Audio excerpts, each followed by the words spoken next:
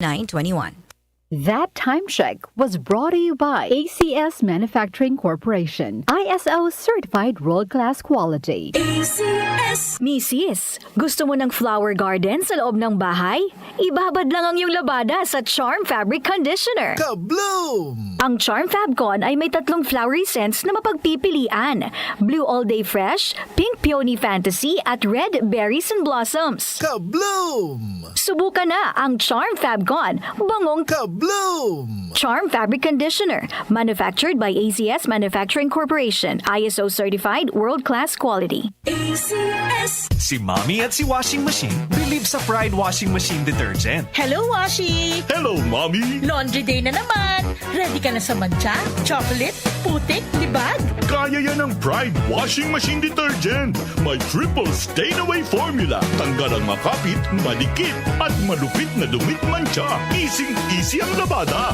Mula noon hanggang ngayon. All you need is pride. All you need is pride. Pride Detergent, manufactured by ACS Manufacturing Corporation. ISO certified, world-class quality. ACS! Mapa-on cam sa TV o on air sa radyo, aba, dapat laging lively at full of energy. Hello, beautiful people!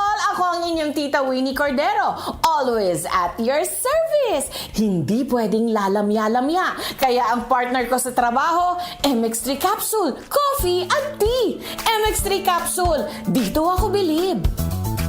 Mahalagang paalala, ang MX3 capsule ay hindi gamot at hindi dapat gamiting panggamot sa anumang uri ng sakit. MX3.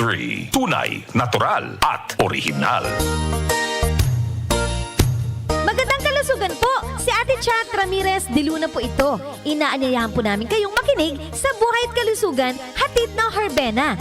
Araw-araw, mula Lunes hanggang Biyernes, sa ganap na alas 5 ng hapon hanggang alas 6. At pag Sabado, sa ganap na alas 8:30 ng umaga hanggang alas 9. Dito, sa ating paboritong himpilan, DWWW 774 sa ating talapitan. Mas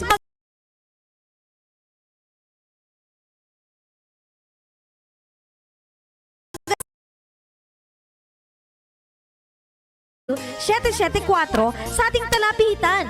Mas maganda nang nag-iingat sa kalusugan dahil mahal magkasakit. Magastos po!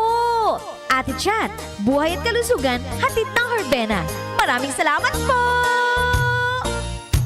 Muli nating balikan ang Doctor's Orders sa DWWW 774, your clinic on the air.